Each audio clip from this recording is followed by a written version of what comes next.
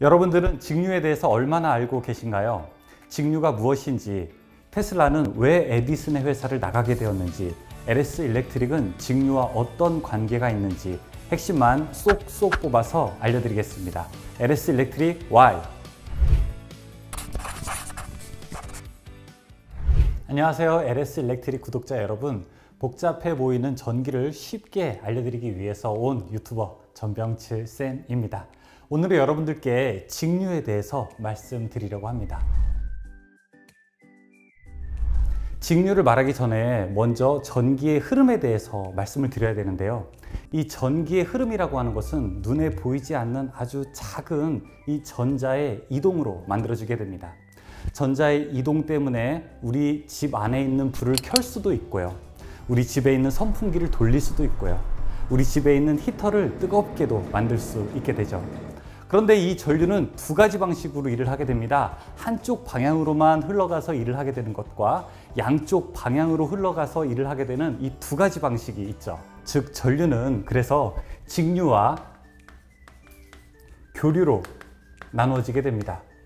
직류라고 하는 것은 시간의 흐름에 따라서 극성이 바뀌지 않고 이렇게 일정하게 한쪽 방향으로만 전기가 흐릅니다.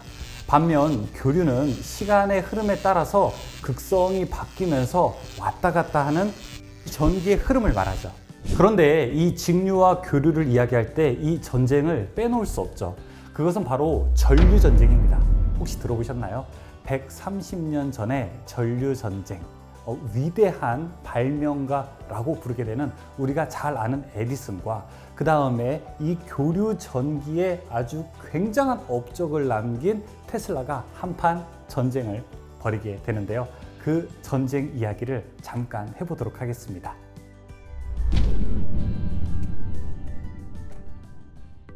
(1885년) 천재 발명가 에디슨의 회사를 박차고 뛰어나간 젊은이, 바로 그 사람 이름이 니콜라 테슬라입니다. 많이 들어보셨죠? 우리 주변에서 흔하게 전기 자동차로 유명한 회사, 그 회사 이름이 바로 이 니콜라 테슬라로부터 이름을 따온 바로 그 회사입니다. 1884년 니콜라 테슬라는 에디슨의 아래로 취업하게 됩니다. 그 당시에 에디슨이 주장하는 송전 방식은 바로 직류 송전 방식이었습니다. 그런데 직류 송전 방식의 가장 불리한 조건이 무엇이었냐면 멀리 전기를 보낼 수 없다는 그런 한계를 가지고 있었어요. 멀리 전기를 보낼 수 없다 보니까 당연히 발전소를 많이 지어야 됐고, 발전소를 많이 짓다 보니까 비용이 높아졌었죠. 그래서 이 니콜라 테슬라는 그러한 직류 송전 방식, 직류 계통의 방식을 보완하기 위해서 교류 전동기를 만들어서 에디슨에게 제안하게 됩니다. 자, 보세요. 이것이 훨씬 더 유용하고 훨씬 더 값싸게 사용할 수 있는 겁니다 라고 이야기를 합니다. 그러나 이미 직류에 대해서 완전한 확신을 가지고 있던 에디슨은 그 의견을 받지 않고 끝까지 거부하게 되죠. 이 둘의 의견 사이는 간격을 좁히지 못했고요. 이 테슬라가 바로 에디슨의 회사를 뛰쳐나가는 것으로 정리가 되게 됩니다. 에디슨의 회사를 박차고 나온 테슬라, 어떻게 되었을까요? 테슬라는 자신만의 회사를 설립하게 됩니다. 자, 그리고 이제 교류 시스템을 더욱더 연구하게 되죠. 그래서 교류 시스템은 이제 아주 싼 가격으로 전기를 멀리 효율적으로 보낼 수 있는 시스템으로 더욱더 발전하게 됩니다. 테슬라의 인기도 더 높아지게 되죠. 에디슨이 이제 가만히 있었을까요? 그렇지 않습니다. 에디슨은 각 언론사에다 편지를 보내고 이 교류 시스템을 비난하기를 시작하죠. 예를 들어 전기 동물 충격 실험이라든지 아니면 전기 사용 의자 같은 것들을 자꾸 사람들에게 보여줌으로써 이 교류 송전 시스템이 위험하다는 것을 계속 대중에게 각인시켜 줍니다. 에디슨 질투쟁이. 1893년 5월 1일 시카고 박람회에서 이제 이 모든 전쟁이 15년 만에 끝나게 됩니다. 효율적이고 대중적인 이 테슬라의 교류 송전 시스템이 미국의 전력 시스템의 표준으로 자리 잡게 되죠. 그런데 이 전류 전쟁이 아직 끝나지 않았다는 것을 알고 계시나요? 130년 만에 에디슨의 직류가 다시 주목받기 시작합니다. 그 이유는 두 가지입니다. 첫 번째는 바로 전력 소자가 발달했기 때문에 이제 직류를 높게 아주 큰 전압으로 만드는 것이 전력 소자의 발달로 가능해졌다는 것입니다. 두 번째는 신재생 에너지 ESS. 최근에는 직류 전력을 기반하는 시스템들이 계속 주목받고 있다는 사실입니다. 특히 풍력 에너지라든지 아니면 태양광 에너지라든지 아니면 신재생 에너지 이런 것들은 모두 다 직류 전력을 기반으로 하고 있는데요. 전기를 저장하는 것도 역시 교류가 지금까지 하지 못했던 영역이죠. 또한 정보통신 부하도 매우 증가하고 있습니다. 이런 급증에 맞춰서 역시 직류 시스템이 모두 다 안정적인 체계에서 전력을 전송할 수 있는 기술을 가지고 있습니다. 그래서 LS 일렉트릭은 이 직류를 일찍이 눈여겨봅니다. 이 직류 시대가 도래한다는 것을 아주 발빠르게 준비하고 있었는데요. 이제 LS 일렉트릭의 직류와 관련된 프로젝트를 여러분께 소개해 드리겠습니다.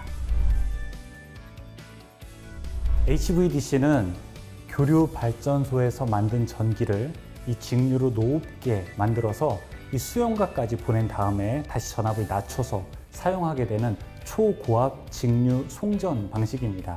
HVDC는 장거리 송전에 유리하게 되고 손실도 훨씬 더 작은 친환경 송전 방식이라고 할 수 있습니다. LS 일렉트릭은 우리나라 국내 유일의 HVDC 사업자이면서 국내 최초의 HVDC 전용 공장을 가지고 있습니다. 두 번째, 마이크로 그리드. 마이크로 그리드는 소규모 지역에서 전력을 자급자족할 수 있는 스마트 그리드 시스템인데요. LS 일렉트릭은 서울대와 서거차도에 마이크로 그리드 시스템을 구축하게 되었는데요. 그중 서거차도는 세계 최초로 모든 전기를 직류로 사용하는 에너지 자립섬입니다. 직류를 사용하게 되면 에너지 효율도 기존 대비 10%나 향상되었다고 하네요. 세 번째, 태양광. 태양광을 비롯한 대부분의 신재생 에너지 발전이 모두 다 직류로 이용되고 있는데요. LS 일렉트릭은 올해 7월 영암에 국내 초대형 태양광 연계 ESS 발전소를 구축하게 되었습니다. 와, 이렇게 보니까 LS 일렉트릭이 정말 직류와는 뗄래야 뗄 수 없는 확실한 관계인 것만은 분명하네요. 이번 시간에는 직류, 그리고 테슬라와 에디슨의 전류 전쟁, 그리고 직류의 시대를 앞당기고 있는 LS 일렉트릭에 대해서 설명을 드렸습니다. 저는 여기에서 여러분들 강의를 마치겠습니다. 여러분들이 이 영상에 대해서 궁금한 내용이 있다면 아래 댓글로 여러분들의 의견을 남겨주시기 바라겠습니다. 반응이 좋으면 LS 일렉트릭 Y는 다시 돌아옵니다. LS 일렉트릭 Y.